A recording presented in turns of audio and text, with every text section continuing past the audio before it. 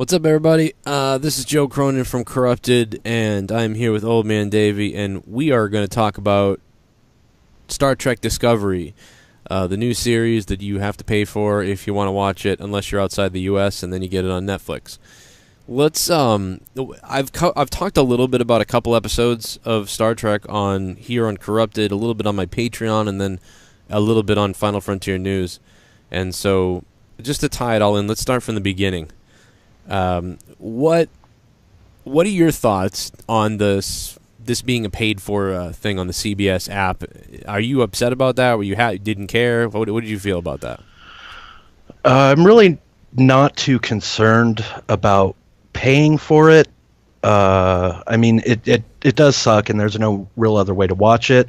I think it's a cheap gimmick overall, to have to pay to watch a television show that's, basically the adventures of specialist transsexual and her friends Lieutenant Homo and Cadet Autism. You want me to pay for that? I never thought about it like that, but that's pretty goddamn funny. They derive from everything that was Star Trek, because Star Trek was so free before, and it was like TNG was shown everywhere and it was free. It was syndicated. So it's like that wasn't even on cable that you had to pay for. That was just on regular television. I was still for most of TNG, I was in New Hampshire, and we had like the rabbit ears on the TV. Like we didn't get cable out there until 1991. So, right. It's like 4 seasons of Star Trek happened out there. I wouldn't have had if it was on cable. So it's just really completely the opposite of what we're used to with Star Trek, with having to pay for it. And yeah, it seems like they used it to get all those people to jump on board, and they had really good numbers at first. I don't actually have the numbers in front of me, but from what I understand, they had really pretty good numbers at first, promising numbers, and then they just they lost so many people. Like half the people that signed up jumped off at some point, and I guess it's not good. Yeah, that's definitely not good. And it also feels like it kind of goes against the Starfleet code to have to pay for Star Trek. You know what I mean? Yeah. It is funny. It's very funny. It's ironic. But so they go on the CBS app. I buy it because I'm just a Psycho fan, and I wanted to review it. I had to see it, and those first 2 episodes weren't enough. And in fact, the first 2 episodes were such a prologue or prequel or something to what was really going to happen in the seasons. And spoilers. Obviously, if anybody's listening to this, we're going to spoil the whole goddamn thing for you. So. I hope you've watched Star Trek Discovery if you're listening to this. But, in the end, they solve the problem. To be honest, they solve the whole problem. They come to a complete story arc by the end of this first season. They started off with the big problem and what Michael Burnham did, and why is she called Michael Burnham? That just throws people off. Just all these unnecessary little things that kind of irk people, and it's like, why is she Michael Burnham? It's not a thing about, transgender. It's not a thing about equality or having names and men and women. It's literally the director, something like he knew a Michael Burnham, or he knew a Michael, and so he wanted to call her Michael Burnham just because he wanted to use that name, which I just find that to be bizarre. Yeah, I think it was a little bit of pandering towards diversity, and I think maybe they intended to originally have the character be transsexual, but then maybe they thought partway through that maybe that's going a little bit too far, so let's kind of pull back a little bit, and we'll have it so that this character was raised by Spock's parents, and the only human name they knew was Michael, and they didn't understand that it was gender derivative, so that's just what stuck, I guess. And they didn't even, and that was weird too, to throw her into the Spock family and stuff was really weird. That was very forced. I'm not necessarily okay with it, but as the series progressed, it didn't bother me as much as it did initially. Yeah, same thing. It was just kind of okay, whatever. I thought Sarek was a little weird. One minute, Sarek, I was like, yeah, that's Sarek, and then other minutes, I was like, this just isn't Sarek. I don't understand what he's doing. Especially towards the end of the season, his motivations and his actions didn't seem Vulcan at all, let alone the Sarek we know. Yeah, and then at the end he even said something to her something about love, or you have to love, or you have to something weird, and it was that's that's not Sarek. Sarek had to like, it was shocking when Sarek would show that sort of love or compassion for Spock. So, and it was shocking even in the new reboot movies when, you know, at the end, Sarek admitted in that episode, the first movie, that, oh, well, I married your mom because I loved her. Because he wouldn't say that before. He was like, I married her because it was logical. And then by the end of the movie, he's like, oh, you know, I married her because I loved her. Because he says that to Spock. But that's the Sarek. That's the character of Sarek usually, is that he sort of keeps all those emotions very tightly locked. And it was like this Sarek was just throwing shit out there all over the place. It almost seems to me like he favors Michael a little bit more than Spock, Yeah. but of course, at this point, we don't necessarily know how old Spock is. I mean, if the series of events here is supposed to be taking place, what, like 20 years before the original series, I believe? I think they're on, oh God, what is it, like 22, I don't remember the dates. I'm not the biggest fan of the dates, like 2256, 2258 or something. They are a couple years, you know, before he's on the Enterprise in the first movie, in the first reboot movie. Right. So Pike's on there. Spock may or may not be on the Enterprise at this time. I don't know. Let's talk about the fact that the visual elements, like, they clearly are going for, or, you know, that this is not a reboot, but it's a visual reboot. So, you know, you're going to see stuff that doesn't look like in Enterprise, right, in 2001 or 2002. Enterprise went back at some point and we saw this timeline, but we saw it look just like it did back in the original Star Trek original series. But in this show, you know, we see the Enterprise at the end of the season. It's the cliffhanger. And I mean, Big spoiler, yeah. Yeah, that's a big one. Yeah. But I got to admit, I know it's kind of off topic at this point, but man, that was a mark out moment for me.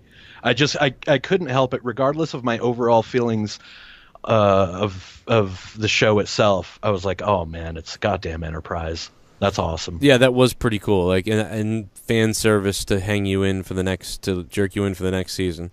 I became worn down by the war stuff in this stuff. Like, I'm actually glad the way the last couple episodes played out, because the cliffhangers at the end of episodes always hung out with, like, oh, you know, they kind of resolved something a little bit, but now there's a bunch of murder and war again. And I was like, I'm so sick of the war and the Klingons and, you know, all this just fighting and war. And they really solved it by the end of the season. So I'm happy about that. But let's go into the political aspect of this show. First of all, I'll start by saying I like the show. I definitely would have liked it a lot better if it was a regular sci-fi show and not a Star Trek show, but a lot of the Star Trek elements that came into play at some point, I feel like it's more Star Trek at the end of it. I feel like over the last few weeks, it's become a little more Star Trek than it was. There were definitely flashes of Star Trek in there, and I totally 100% agree with you on what you said about liking the show. I would like it a lot better if it wasn't Star Trek at all. Yeah, that's Because the thing that gets in the way.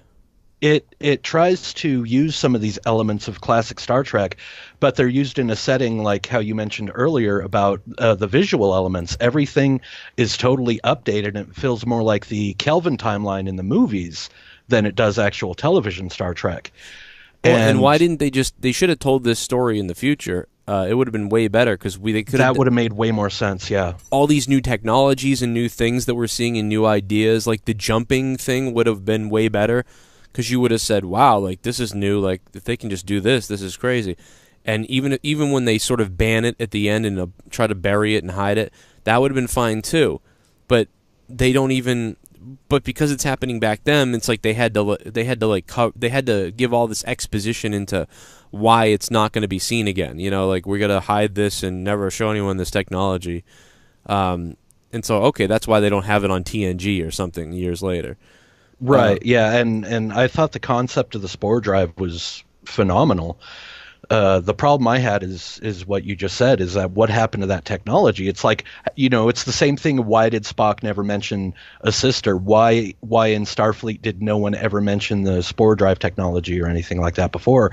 With the retconning, it's just, it makes me question these things, like, how is that going to play out in the future, in later seasons, or later episodes, or maybe even in later movies. Will they bring the spore drive back? Will that be a thing, like a big deus ex machina that they have to use? Oh, we have to bring back the spore drive. Yeah. Like somebody else figures it out or is using it, and then they have to use it to stop them. Like all those things. Yeah, that stuff could all happen later on. I hope it goes away, to be honest, but it could come back. And I'm just hoping this next season is more sort of sci-fi. I hope they go more into sci-fi and kind of traditional Star Trek. That would be really nice if that could happen. I'm envisioning the problem when the season picks up being something to do with an anomaly in space that happened to the Enterprise or something, because that's why they have a distress call. But going back to the sort of political side of things, obviously CBS and everybody, they had admitted that the Klingons were supposed to represent Trump supporters. So, like, going into this, I kind of rolled my eyes a little bit, although in the past in Star Trek, they've always politicized, the Klingons or the Romulans or somebody to sort of represent something that was going on politically. So that wasn't too much of a shock in a way. I had more of an issue with the political agenda of the casting. And I know that there's some people out there that get this, and there's some people that roll their eyes at this, but I can't stop. And I don't want to think this way because I'm not somebody who's hardcore right or left, but I want there to be more diversity. I expected there to be more diversity in this show than any other Star Trek show before, because we're going where we're going in the future and the optimism and everybody working together and stuff. But exactly, yeah. I couldn't bring myself to look over the fact that sort of the main Helms girl, the female Helms girl that we don't really see, she's got that metal thing on her face. I don't even know her name. She barely speaks. She's a female. This guy off to the left who's in like ops or something, he doesn't say much either. He's a black guy. There's also another female in the front on the left that we don't hear a lot from. She's got braids. She's a black girl. The captain is a white man, but, big spoiler, later on we find out he's an evil bad guy. So if you look at the cast and the crew, there are, and we know there's an agenda right now to sort of vilify white males among Hollywood. Males overall, but white males specifically, if they can do it. The only white male that's a good guy on the show is the Spore Drive guy. What's his name? Anthony Rapp, his character. What's his name? Oh, Lieutenant. God, I can't. Stamets. Stamets, yeah. Lieutenant Stamets. So Anthony Rapp's the only one who is a good guy. But he's safe because he's gay. But he's gay, yeah, exactly. So it's like there are no straight white males that are good guys. Yeah, even his boyfriend, the doctor, is Latino, I guess. Oh, I thought he was like black and Latino, but like something, maybe like Puerto Rican or one of those type of islanders. And then you have the other male character, Ash Tyler, who's Middle Eastern, right? But has that white guy name, but is a good guy. Yeah. It's a very underlined thing to sort of say, see, all these people are good, but maybe white guys are bad. Maybe white men are bad. And that's, I just can't look past that a little bit, thinking like this is kind of weird. Saru is played by a white male, but he's an alien, so it's trumped by that. You can't even tell he's an alien. So I don't know. When you look at that overall, it just gives me a little bit of a sour feeling. Like, man, why do we? Why is it like this? Why do they do these things? I feel like the forced diversity there took away from a lot of the show elements that I ended up enjoying. Like, if it wasn't so forced and spoon-fed, I think I would have liked it a lot more. And I didn't dislike the season overall. I'm not completely 100% invested, but I am interested in seeing where it was going. And like I said earlier, there were even a few mark-out moments for me. Yeah, I think the same way. I almost feel the same way about the movies, like the Chris Pine movies. Like, I'm kind of like not 100% on it at all, but at the same time I liked many things that I saw. It's almost like when you see a cover song, it's like hearing a cover song of a song you love. You love a song and then you hear a cover song, and maybe you're like, well, you cannot do as good as the original, and some of that cover song was weird, but every once in a while you want to put the cover song on just to hear the version in a different way. So right. That's sort of what I'm seeing out of this Star Trek. But, and last time with Enterprise, I did this with Enterprise. I didn't watch it. I actually refused to watch Enterprise back in 2001 and 2002. And then I ended up watching it, giving it a chance, and I became hooked on it, and I loved it. I don't think I'm there yet with this.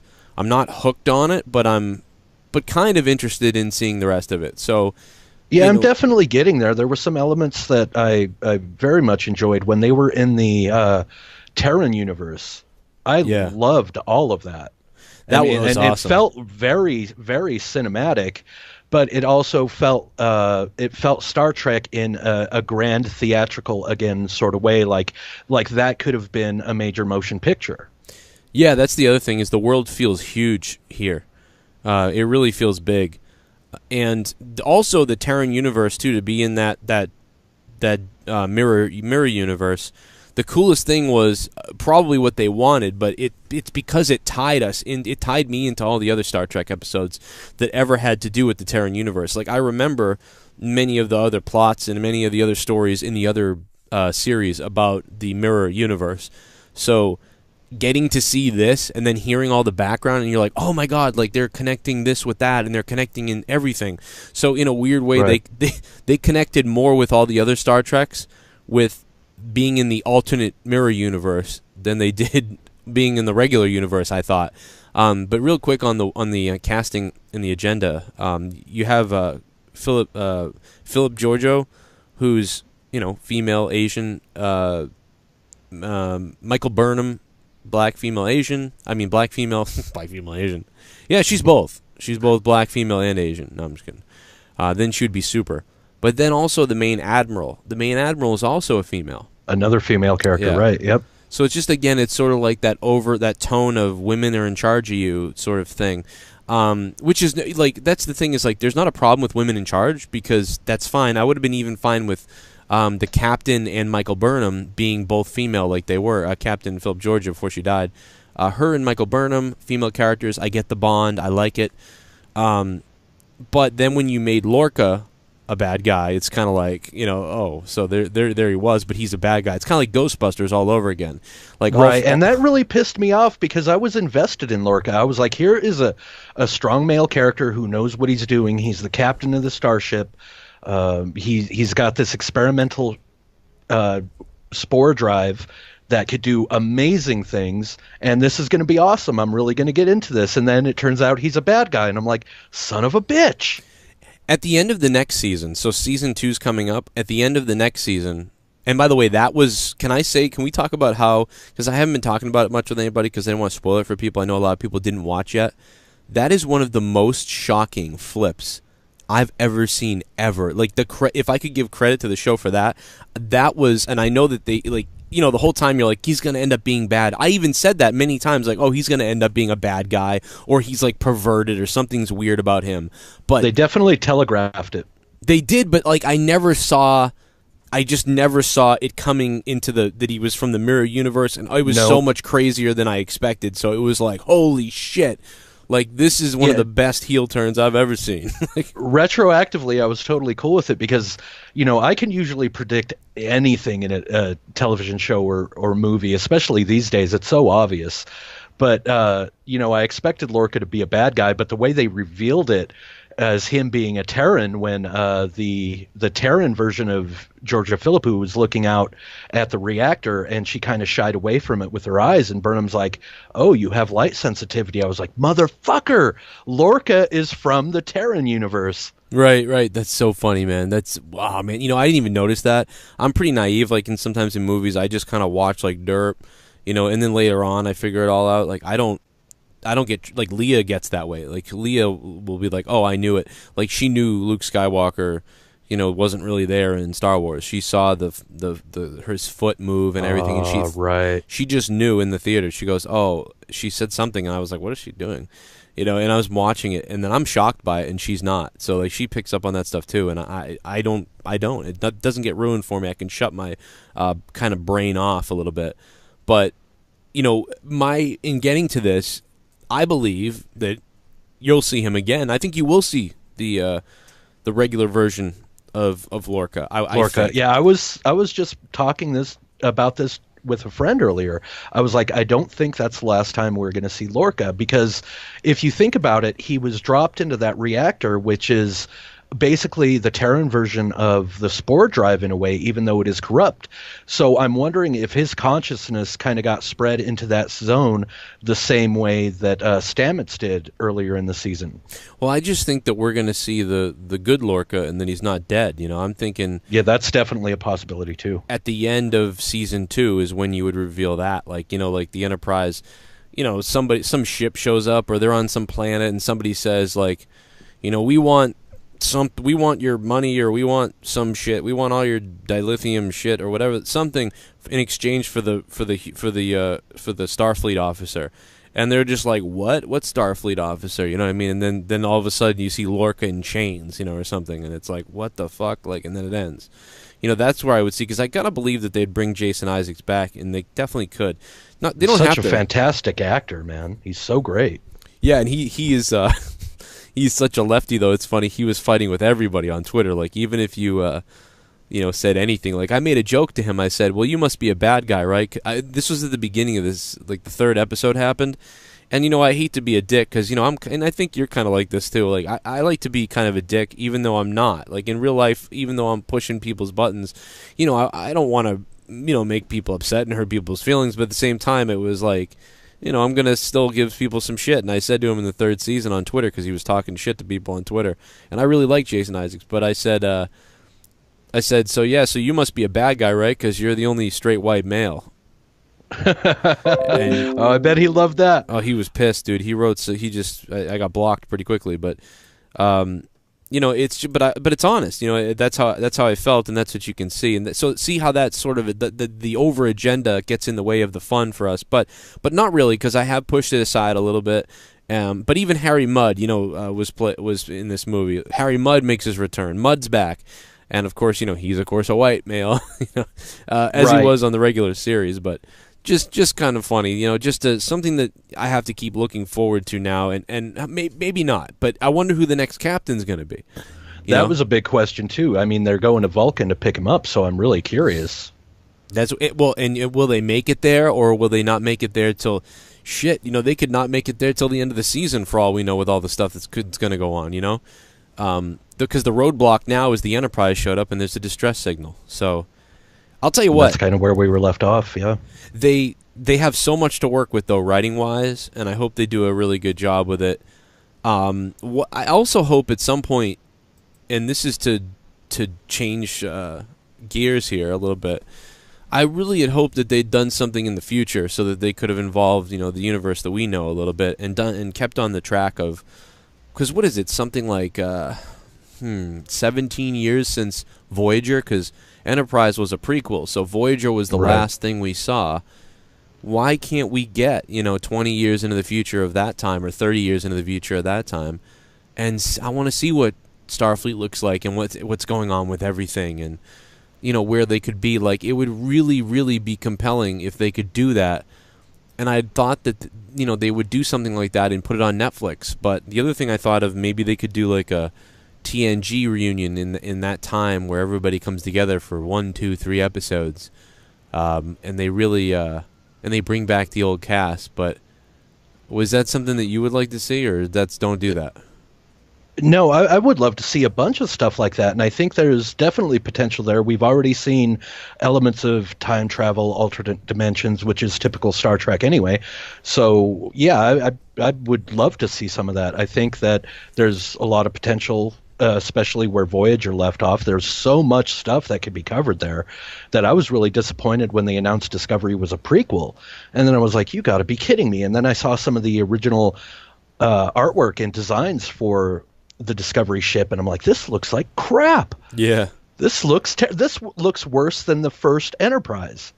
Yeah, it does look a little bit. Some of the ships look a little flat, I want to say. Like, they look almost like, they don't look as epic as I feel like they should, but I don't know, but it's not too bad, you know. I'm actually, it's grown on me. I don't mind it now.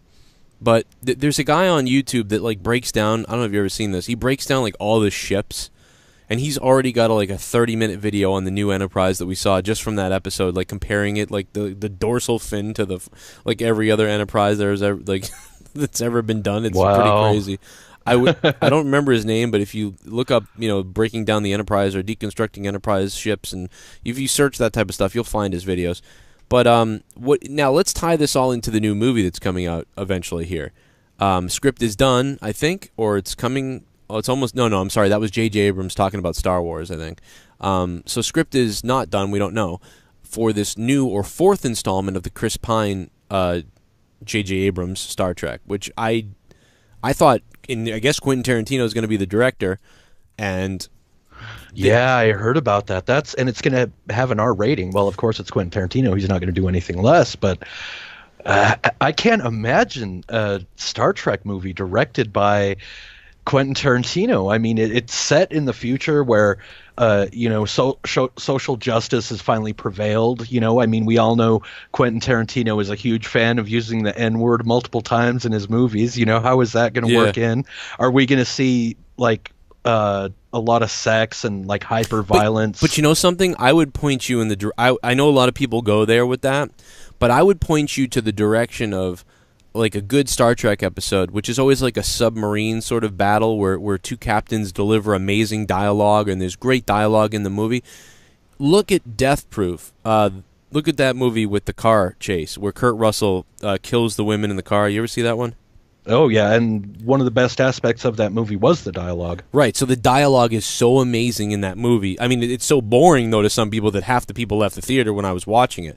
But I thought that movie was... I like that a lot better than the zombie one before, the Robert Rodriguez one, which was fun and it was hilarious and awesome. But Planet Terror, I think. Yeah, that was the last thing. Yeah, no, Death Proof was way better. But quality, exactly. You watch Planet Terror a couple times, it's amazing, and that you don't really watch it again. But I can watch the Death Proof one over and over again and get different little things from it. And so if he could incorporate that type of writing, which doesn't have the N-word, doesn't really even have a lot of swears in it, to be honest. If you could incorporate that into Star Trek, that's pretty fucking amazing, Right. But the rumor is that they're going to be doing the thing that we thought they would do every movie, because every movie that comes out, people talk about this. They're gonna do City on the Edge of Forever. They're gonna do that time, that big time warp machine or whatever they find on that planet, and so somehow this is going to involve time travel. So, which could be easily done because that's an actual episode of the first series. That's the one, I think, where they go back to Earth and Edith Keeler dies and everything. Yeah, okay, yeah, I remember that episode pretty well now. And I think that's the one.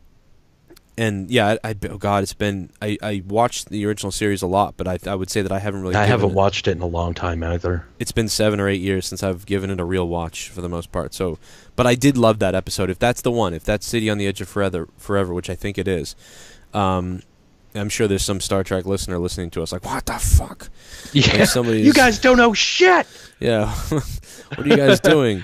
Yeah, I'm a huge Star Trek fan, but I don't go that deep. Like you mentioned. Enterprise, I've yet to even watch Enterprise yet. Wow, you should watch it. I mean, I know that at first, actually, me and Leah are the exact same way a little bit.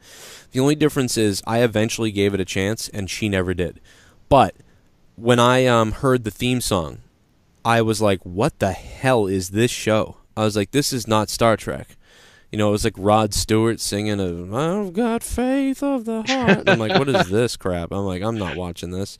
So that's actually one of the problems I have, and it's a minor problem, so I could look past it. But the little problem with Discovery is the opening, because the opening, even the theme, doesn't feel like Star Trek. It almost, to me, feels like a combination of, if you ever watched the show Fringe and Westworld. It feels like a combination of those, and I'm like, this isn't very Star Trek feeling. The guy that made the theme or that put the theme together, I believe, is the guy that did a lot of those other themes in the 90s.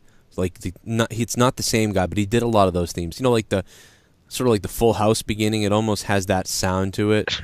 With whatever happened to predictability? Yeah, it's like there's saxophone. It just.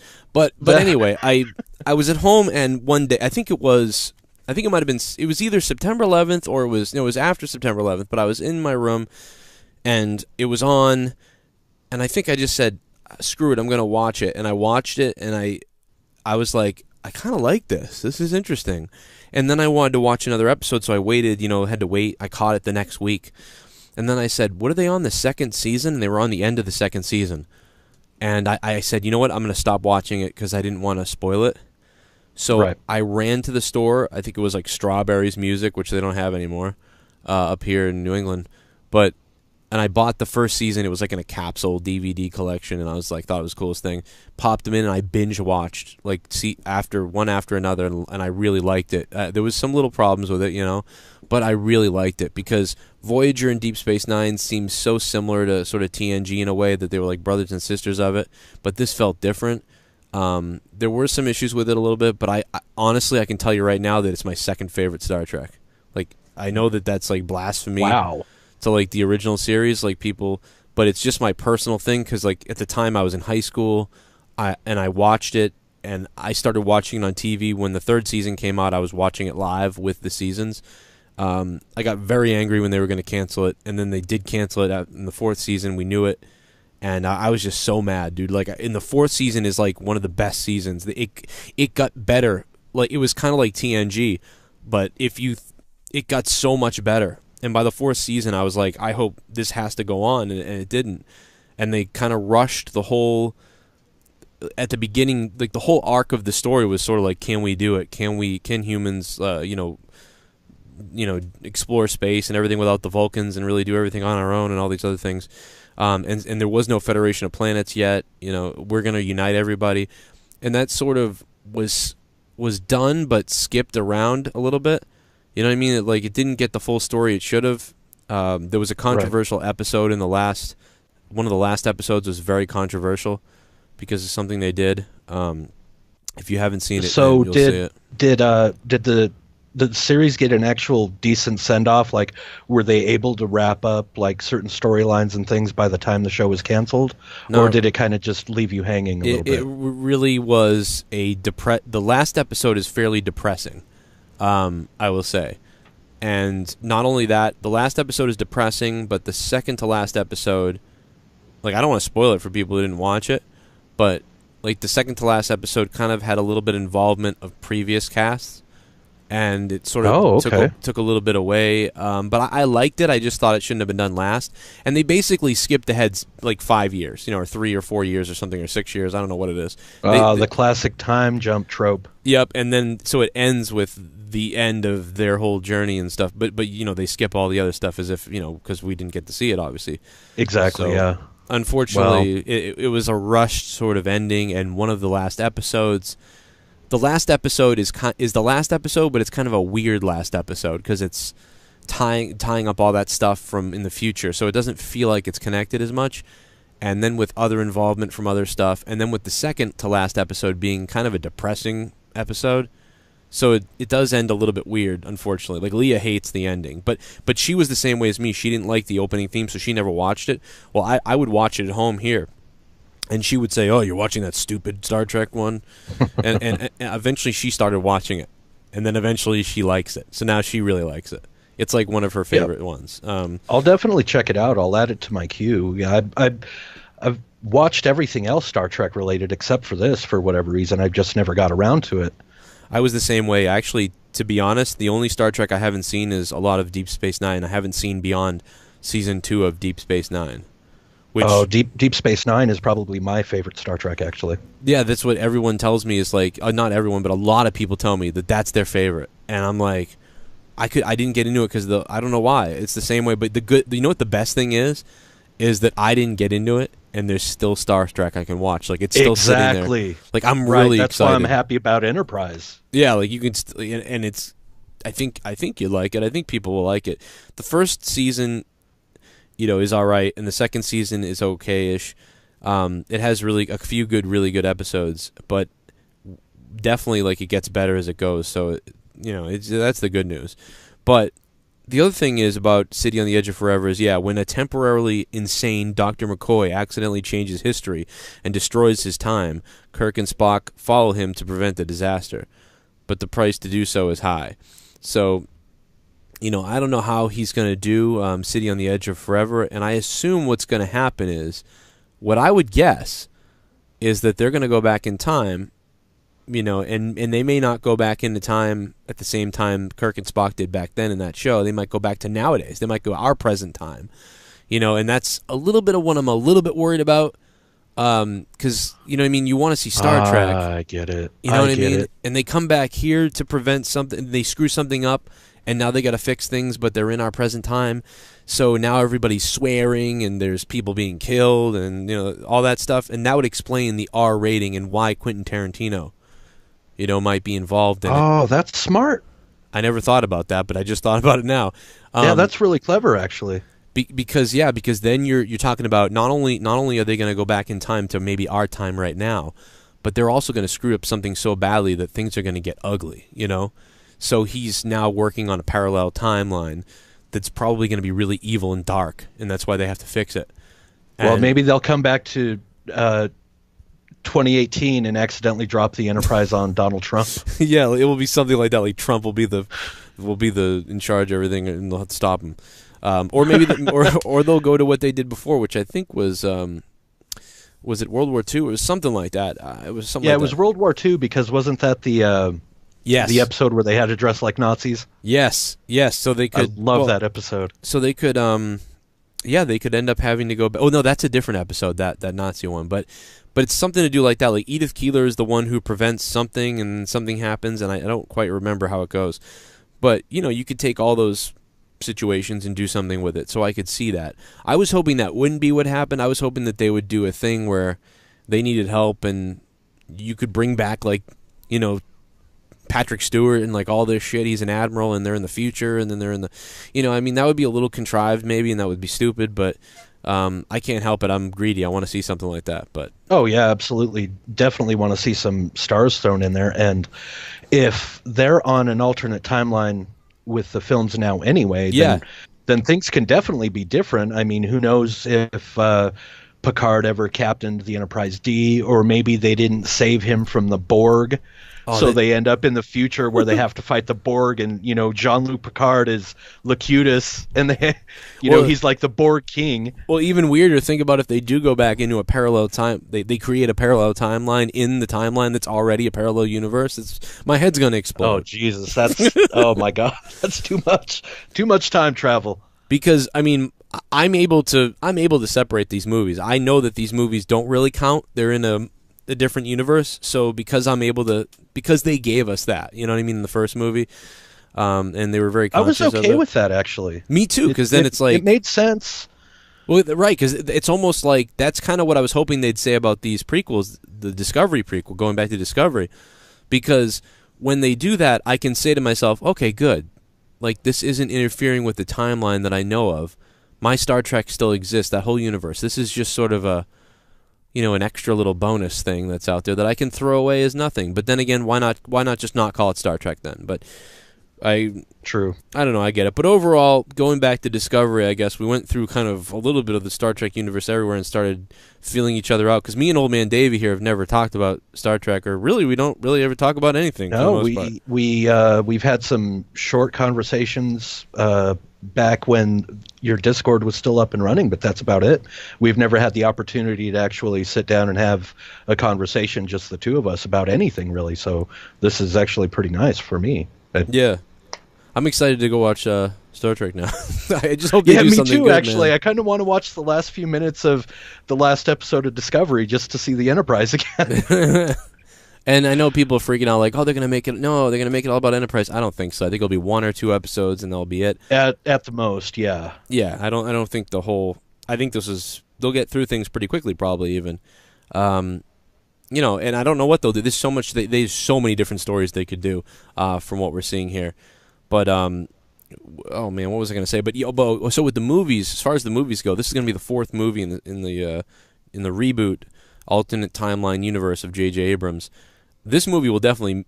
I don't know where else you could go. I mean, after a 4th movie, I feel like no matter what, there probably won't be a 5th movie, no matter what. But if the movie does really well, then maybe they'll get a 5th movie.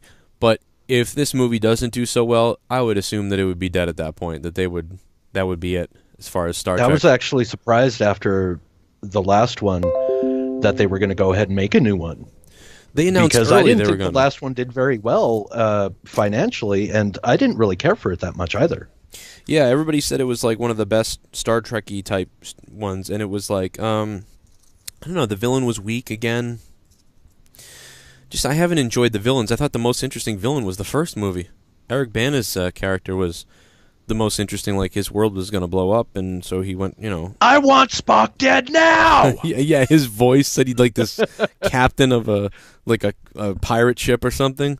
Yeah, Where's I love Spock? Eric Bana anyway. He's such a great actor. Very underrated. He was great in that role. That's actually my favorite of the three. I didn't care for the second one very much, but I'm not a big fan of Benachin Cumberfuck. I really don't care about that guy. He has a weird long face that kind of throws me off a little bit. It's a little uncanny valley for me. It's like, is this guy an android, or what the fuck even is he? But I mean, it was okay. I didn't like how they represented the Klingons in that either. It was just too big of a change for me. I mean, I understand the timeline shifting, but it's not going to fundamentally change the nature of Klingon DNA. No, you wouldn't think so. But I mean, it's fine for what it was. I didn't really care for it too much. I didn't like the switching roles with Kirk and Spock from Wrath of Khan. Yeah, I thought that was a little cheesy and Spock's unnecessary. the one beating the shit out of him at the end of the movie. Yeah, I don't know. I liked the first one. The second one was okay. The third one was whatever, but they're a little too action oriented, and that's kind of the problem I had with Discovery 2. While I did very much liked elements of it, I thought it was a little too fast paced for Star Trek. Yeah, no, it definitely was. I would like to have more like Monster of the Week episodes. Like classic Star Trek always had a week by week storyline going on. Like you'd have 1 week is just one self-contained story, and then the next week is the same, and the next week is the same. You might have a 2-part episode at the end of the season or something like that. But Discovery is a lot like modern television, where it had this overarching storyline which carried everything else along, and there weren't very many episodes that stood on their own. Yeah, and I mean, they clearly wanted to go for that. They clearly sort of... They wanted to make their own Game of Thrones. It was almost like, what do we have that's like Game of Thrones?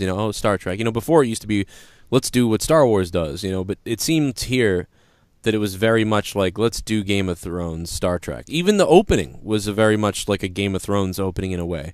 Exactly, yep. But yeah, and then it reminds me of Game of Thrones. Like, if you were to say, like, I want to do Game of Thrones, but Star Trek, with Star Trek, this is what you would do. I mean, there's people dying, there's swears, there's more blood and stuff. It was the Klingon Empire felt very much like something out of Game of Thrones. Right. Yeah, it was just terrifying, like what they did with them. And I mean, I thought they went a little too far with the Klingons. I thought they were a little too much, sort of like mutant looking.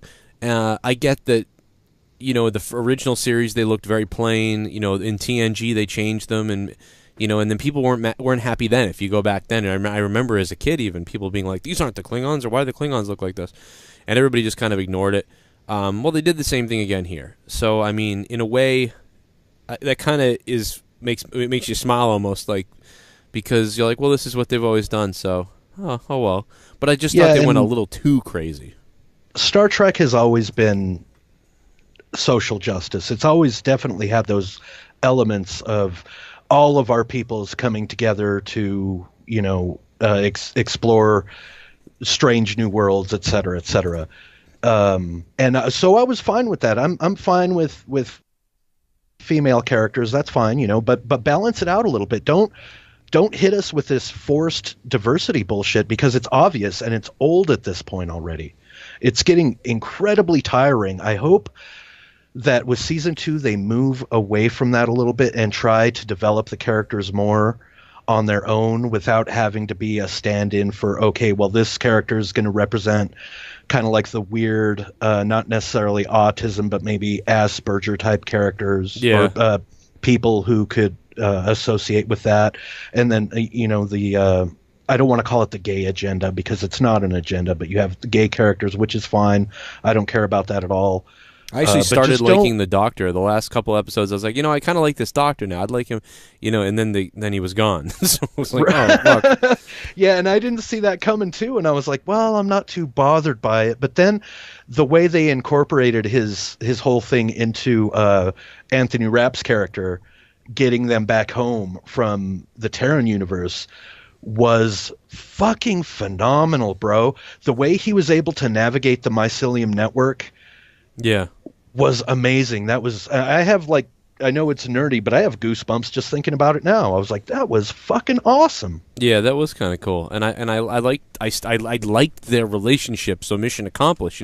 I made a joke on one of my other videos too, where I was like, I can't believe they killed the gay guy, or something like that. And somebody was like, oh, you're homophobic. I'm like, what the fuck are you talking about? Like, People have way too much sensitivity for things like that. yeah, To make a quick comparison, though, you know how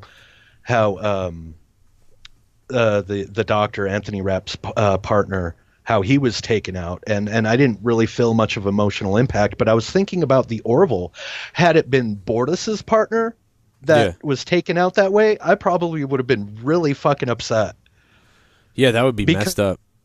Because the way they do it on the Orville is way more low key and natural, and it's not forced or pushed on you.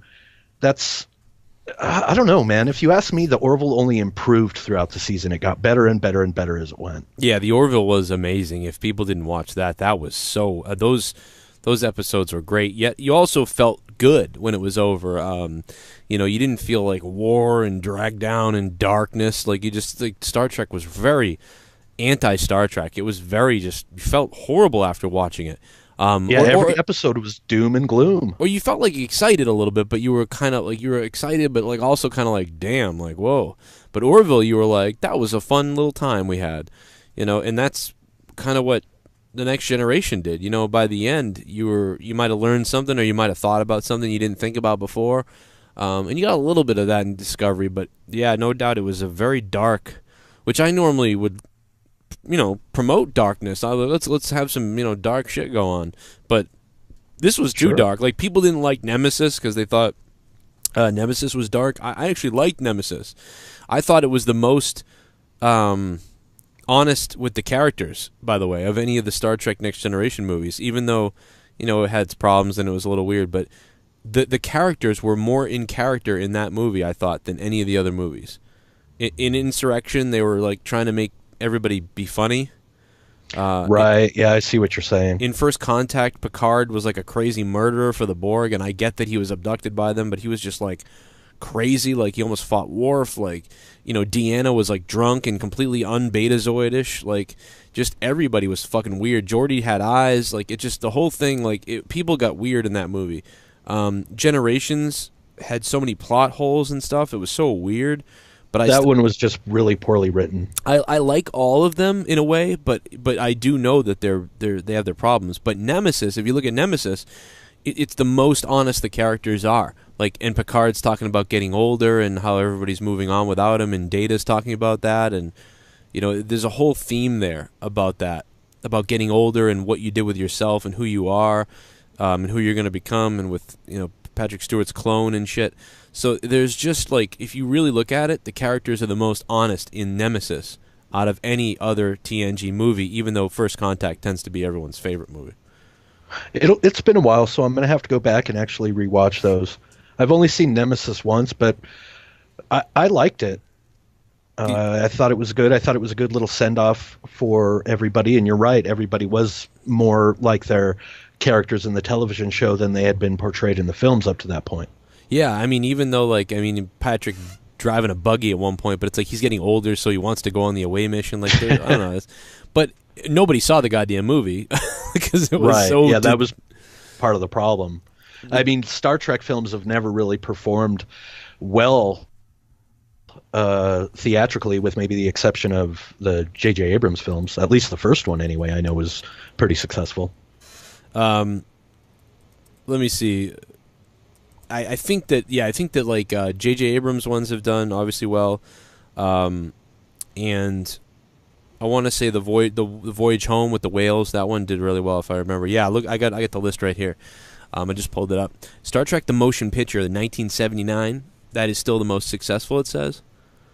And then after that, it's Star Trek Beyond. The last Star Trek that came out did the second best. Then Star Trek 2009, and then Star Trek The Search for Spock 1984, then The Voyage Home 1986. I don't know if that's true, though. I don't know. That doesn't seem right. But, hey, whatever. They're all whatever they are. But, well, here we go. Actually, no, I got them right here. Yeah. Okay, so the gross. If you want to talk about money, then, yeah, $257 million for Star Trek, the original motion picture, $228 million for Star Trek Into Darkness. So Into Darkness and Beyond beat out everything else. And that's off the... Wow. So... So that's those actually performed well than I anticipated. Yeah, the 13th movie, the worst movie was Nemesis with 43 million. And then Final Frontier after that, Insurrection after that, Undiscovered Country, Generations. First Contact is number 5 on the list. I mean, because you would say like probably Wrath of Khan was the one that everybody points to as the best Star Trek movie. Yeah, that's the Enterprise or the Empire Strikes Back of Star Trek. Yeah, and then you got Wrath of Khan and then First Contact, and they're in the 7th and 5th position as far as gross. But so it's kind of funny that they're up there, that they're that far down. I mean, obviously with inflation and everything else, but when you think about Nemesis coming out in 2003, did $43 million, and Star Trek 2009, comes out, and that did... Oh, that's the number 1 movie. Star Trek from 2009 is the number 1 movie. The motion picture is number 6. What was the overall gross on 2009? $257 million. Wow, that's crushing. That's crazy. That crushes everything else, pretty much. The marketing especially campaign, the original films. Yeah, the marketing campaign for it was nuts. So you probably had... I mean, you had the perfect storm. You hadn't had Star Trek in a while. So then you had every Star Trek fan who wanted Star Trek probably going to see that, And then you had all the new people that never really watched Star Trek, but said, yeah, I remember that Star Trek thing. Let's go see that. Because the marketing was so goddamn good for that. And the only problem was they waited too long to make Into Darkness. They waited way too long, and they lost a lot of that audience, and then women that were dragged to it too. Women that were like, all right, And by the way, I don't mean to insult people, because people always say like, oh, you make a thing. The fact is that sci-fi fans are predominantly males. Absolutely. If you look at the statistics, I know there's a ton of women. I mean, Leah, my wife, is, loves Star Trek. So, but there's I would say it's mostly a male genre. So that's just the facts of whatever. So how do you get other females who don't watch sci-fi to get into it? So that's what I mean when I say that. I know there's a lot of female fans out there, obviously. You have to incorporate, interesting, strong female characters. But it's not even that. You just can't overdo it. It's not even that. Like, my point is that they got males who don't usually watch Star Trek to go they were like, oh, it's kind of cool. Yeah, Star Trek, let's go see it. It might be stupid. But it ended up being a pretty good story. But also, a lot of females went to see it that were kind of like, I don't want to be here, Oh, watch this stupid movie. Star Trek is storky and stuff. And the movie starts with, like, Chris Hemsworth in that scene where he sacrifices himself and, his wife's given birth. And I'm telling you, man, I looked around the theater. I was there. And I seen women, like, crying and shit everywhere, and I was like, oh my god, like, this is genius. Because anybody who came to the theater who was like, I came because my husband made me come and stuff like that. Right. My boyfriend drags me to Star Trek conventions, so I had to go to this movie because he made me. Yeah, I went to see Twilight with him, so he went to see Twilight with me, so now he can come to. I'm going to go to Star Trek with him. And yeah, they basically probably came out of that saying that was actually good. Like, I actually liked that, and that was a genius opening. I don't know if they planned on that, how they did it, but damn, did it work. And well, I'll tell you something, Joe. It got me immediately invested in that film, and I enjoyed it right away. I'm like, we're starting off with a Federation ship in distress, having to fight this monstrosity that came out of nowhere. Everything looks badass, and I was like, I'm totally into it. Right. Dude, yeah, they did a really good job, and I still think, unfortunately, that was the best one. I was hoping that the other ones would get better, they'd do more, and the other ones were good, had good moments. I give them all kind of like 7 out of 10s and stuff like that, but that one, man, was the best one, and even in that one, I thought, man, we could still get a better villain, though, I think, or wait till Khan shows up, but it ended up being that, nope, Eric Bana's character was the best. Nero was the best that we've gotten so far. But Yeah. as far as Discovery, I like it. We'll see what happens next. Maybe when Discovery's second season comes out, we'll do like reviews of every episode or something like that, and Leah will do them too because she wants to talk about it too. And Yeah, bring her in on it. That'd be great. Yeah, we'll have a 3-way. Sure. I'm definitely down for any kind of 3-way you want to bring up. So let's get out of here. This was an insanely long conversation. Hope It you guys was. enjoyed It went on way longer than I expected. Me too. Hope you guys comment down below. Subscribe to the channel here for more. When we come back with this, tell us what you liked about what we talked about here. And if you have questions or things that we didn't talk about that you want us to focus on, we'll come back and reconvene and talk about it. So put that all in the comments down below. And is there anything you want to plug, Old Man Davey, at all? Yeah, you could catch my weekly show Trigger Point over at Justin Bailey's website, jbshow.net. And follow me on Twitter at the Old Man Davey. I also have a group YouTube that we've just started recently with me and a few friends of mine. We're all working on it together. It's called The Rafters YouTube channel, so go check that out as well. All right, cool. And you guys can see all my links down below. And hit me up on Twitter at CorruptedPod and at Real Joe Cronin. And we're out of here. I almost said, "May the Force be with you." Live long and fuck off. Boldly get the hell out of here. Goodbye.